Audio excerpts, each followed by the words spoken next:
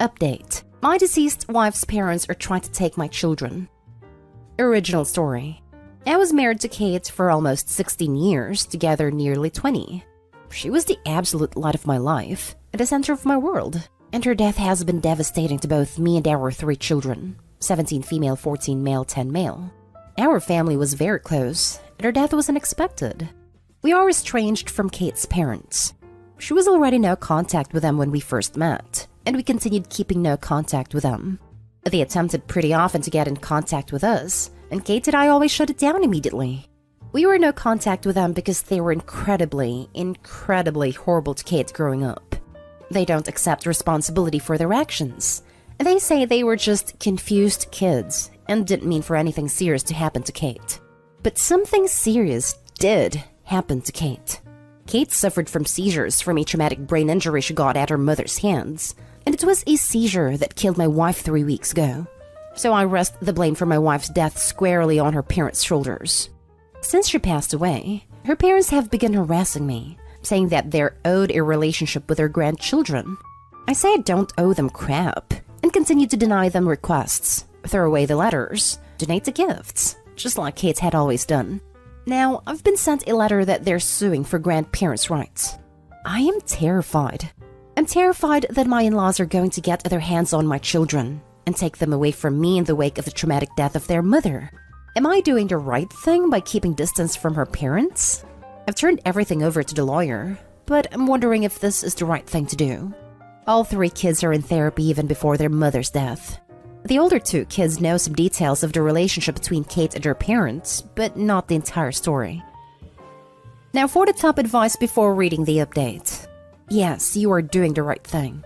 Also, get a lawyer. They shouldn't be able to take them actually. They may have a Hail Mary chance though.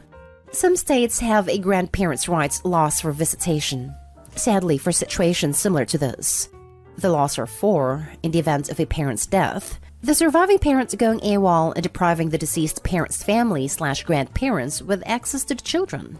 In theory, the situation is similar to Opie's case, except the deceased parent was no contact before their death, and clearly didn't want the grandparents near their family. Couldn't imagine a court granting them, but crap, if they get the right judge on the right day? I think they need to have an established relationship with the kids to qualify though. I'd only listen to what your lawyer says because you owe them nothing and their feelings aren't a concern. I doubt they would advise you to start contact. Also r/legal advice. Lawyer here. They won't be able to take rights away from him.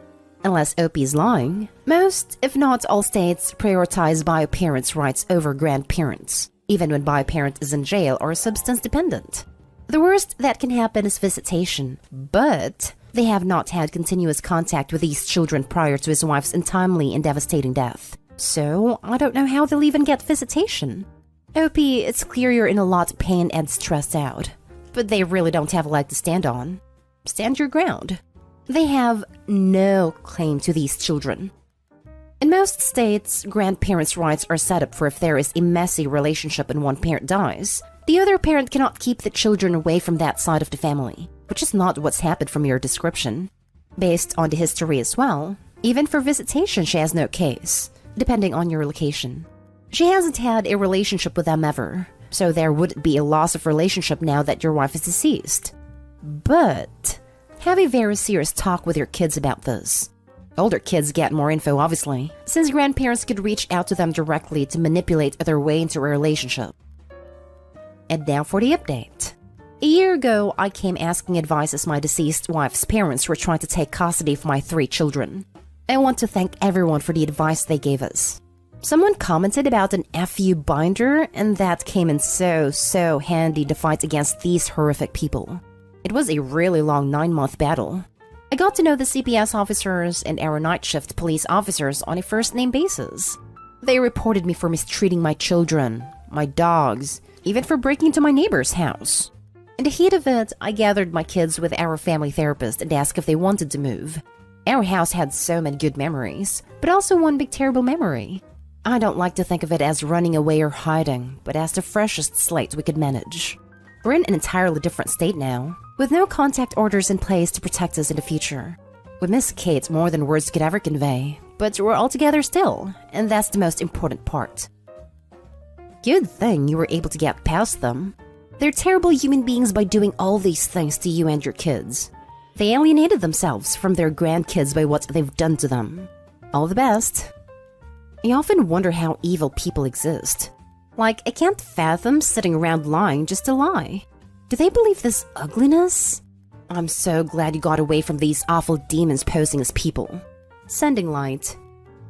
You would be so surprised what people will do when someone dies. Their evil sides are quickly revealed. My uncle drank himself to death, and my aunt found him. She stole the rings off his hands and all the money in his wallets before calling my dad and the cops. People can be worse when someone dies. Wow, what a horrific story. I'm a dad who ended up with a custody away from a very troubled mother, so this story resonated with me as I fought long and hard to keep custody. I've had custody for 16 years, and every challenge has been thrown out, but I always feared that one whacked out judge on a bad day, so I can totally relate to the fear. I'm so glad to hear how this has worked out. I wish you the best. Just wanted to post a little empathetic ear. As sad as your story is, you've done the right thing. Thanks for posting, Opie. I'm glad you're now moving on. I feel terrible for contacting you, and I'm just wondering if you can provide any tips, looking back at what has helped you rebuild. Unfortunately, I have a similar story, albeit a little different. My sister is in her very late stages of her life after fighting cancer for 8 years. It has been an emotional roller coaster during this time, and whilst we knew this day was coming, it's cutting a lot harder than we first thought. To top things off, my sister's husband, my brother-in-law, could not take this pain and ended his life in January of this year. Despite what he did, and knowing my sister doesn't have long days, like your kids, she and him leave behind 3 children. So literally as I type, I write to you grieving for my sister. But I have to now prepare to take on guardianship of her 3 children too. They are twins 16 years old and 10 years old. And by the month's end, they'll have lost both parents. My immediate family is very close. Financially, we are okay too. But I have 3 kids falling into my guardianship having going through grief that no one deserves. I'm not really sure what to do. Everything is falling into place, and I'm terribly sorry for making this about me, especially when you've already gone through hell and back. Next story. How do I start a relationship with my nieces and nephew when their father was responsible for my brother's passing? One of my employees mentioned that this may be a good place to get some advice for my current dilemma. I'm 46 male and 4 kids. My older brother Pete, 48 male I think, who I no longer have any contact with, my younger brother Jake, who is no longer with us, and my youngest sister Kathy, 44 female. Recently, Pete's children, 2 girls and 1 boy, all in their late teens and early 20s, reached out to me and expressed a desire to have a relationship. I have 0 contact with their father, and swore that I would beat him black and blue if I ever saw him again. A little background. My oldest brother Pete was always the golden child. No matter what he did, my parents always had an excuse for why it was not his fault. Bad grade? Teacher had it out for him. Cheating in every single one of his relationships. Good thing you did it to her before she did it to you. That one was my personal favorite. He also used to torment Jake and I constantly when we were smaller than him. Until in high school, when I hit a growth spurt and sprung up to about 6'4" and 230 pounds worth of muscle. After that, I became the typical jock type. Played football, partied, bunch of friends, etc. Well, my younger brother Jake didn't get as lucky, and stayed pretty small and scrawny throughout high school and college, only getting up to about 5'8", and didn't have a super active social life. Despite the difference in our schooling experience, I was always very protective of Jake, especially since we were always having to put up with Pete's crap, which stopped once he realized I could pound him into the ground and not break a sweat, as he was also a lot smaller than me at only 5'10". Not much to say about Kathy. She was a great younger sister, and Pete didn't dare mess with her or he would incur the wrath of our mother.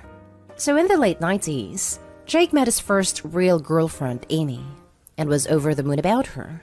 He spent every spare moment with her, and when he wasn't with her, he would do nothing but gush about her. I had never seen him so happy. Well, one day he comes to us, all smiles, and announces that Amy is pregnant and they are expecting. The mood quickly turned, however, when a week later it came out that Amy had been cheating on Jake for the duration of their relationship with our older brother Pete. This broke my brother. And of course, Pete, being the golden turd that he is, didn't even get a disappointed glance from our parents. To this day, I've never seen someone look so broken as Jake had looked the last time I saw him.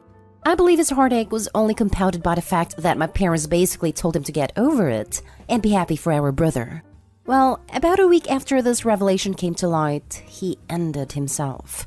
I had never been so sad and angry at the same time in my entire life. Sad that I would never see my brother again, and the pure rage of knowing that this was my brother and parents' fault. During the funeral, Pete walked in with Amy and I saw red. Thankfully, I had other family there to stop me from doing anything stupid, but I told Pete that if I ever saw him again, I would kill him. Shortly after that, I cut contact with 90% of my family, with the exception of Kathy and a cousin I had always been close with, because everyone except them wanted to make excuses for my parents and Pete. Now fast forward to present. I never had any kids, and truth be told, I never wanted any. I much prefer the role of the fun uncle. Kathy met a great guy and had 2 daughters who I absolutely adore. Pete had 2 more kids with Amy before cheating on her. Shocker. And splitting, and I've never met any of them. My parents have tried to make contact a handful of times, but I always told them to kick rocks. So last week I'm chatting with Kathy's daughters, 19 and 17, and they mentioned that their cousins have wanted to meet me for a long time, and were hoping I would be willing to meet them as well. I don't believe they know everything that transpired between their dad and I, but I would be lying if I said I never had any desire to meet them. So everyone, I'm hoping to crowdsource any ideas/suggestions on how I begin/maintain a relationship with Pete's kids, while also keeping him and Amy out of my life. Any suggestions are welcome. Edit. One commenter just brought up a good point that kind of changes my question. The reason I wanted to meet with them soon is because they are all back in town at once from college due to COVID. But someone gave me the idea that maybe meeting them one at a time once they return to their college campuses/old living arrangements is the better option. Thoughts? I've had multiple people ask me why Kathy still talks with the people I cut contact with, so I'll just copy-paste one of my replies here. Even though my sister was just as crushed about Jake's death as I was and was angry for a long time, she and her then boyfriend, future husband, hit a financial rough patch after graduating college and were forced to move in with our parents. Due to unrelated drama at the time, they couldn't stay with me. So my sister stayed with them for several years, and over that time their relationship improved. And even though I wasn't thrilled at the time, I understood. She still doesn't really have a relationship with Pete, but is cordial if they meet. I don't blame her, because our parents did a lot for her, and daughters love their cousins. So I didn't want to put her in that kind of position of choosing. Now for the advice. Did you already ask Kathy's daughters if their cousins know the truth? Since it is very important for you, then maybe Kathy's daughters could help you figure it out as they seem to be in a good relationship with them. They've told me that they haven't mentioned anything to them, but said it was clear that they were at least vaguely aware. Like they know we are estranged regarding our brother's death, but not sure if they have the details. Make it a prerequisite that they be told the truth about their parents for you to have any relationship with them. I think the situation needs to be handled with care. I don't think there's any harm in meeting them, but you do need to be clear with them that you have no intention of seeing or interacting with their father. From your earlier comment, it sounds like the kids are all adults. But since they're still living with their father, it might be best to hold off on the specifics of why you won't talk to their dad until they're a bit more independent. Your brother definitely sounds like the type that would blame you for turning his kids against him, and knowing the truth could make their lives more difficult while they're still under his roof. Those were my thoughts as well. I'm sure one of their first questions for me is going to be why their father and I don't speak, and given their living situation, I'm not sure if it would be good for them to know that information while still under his roof. If they ask, just tell them that you're not comfortable discussing it with them yet, and that when you are, you'll let them know. Don't have a relationship with those kids unless it's going to be based on honesty. Your older brother is, indeed, largely responsible for the needless death of your younger brother. I have no words for your parents. Your estranged brother's children played no role in your brother's death, so relationship with them to a point becomes possible. However, I don't know how you can have a relationship with them unless they know the truth.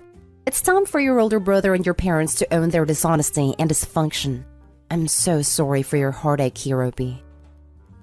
Last story is titled, My 19 male, half-sister 17 female, isn't happy my father won't sponsor her college. My half-sister is 2 years younger than me. She is a rising senior and will be entering college in fall 2022. My half-sister's parents are essentially broke. This is because my mother is very ill, and a lot of their expenses go towards her treatment. My half-sister's dad pays for all her medical bills, and mine does not. My mom left my dad while she was pregnant with me, and soon fell in love with half-sister's dad. While the timing is close, there was no cheating. My dad didn't pay for my mom because he didn't care about her anymore. I don't think it was wrong for that, and he got majority custody when she fell ill. My dad is rich, and he is paying for my education. My sister and dad are pretty close because he babysat her a lot. She asked him if he'd pay for her college, and he said no. She got really upset because she got into a decent school but cost a fair amount of money. The money wouldn't even dent my dad's bank, but he refused because he never saw her as his responsibility. Now my half-sister wants me to convince my dad to help her pay for college. What the hell is this post?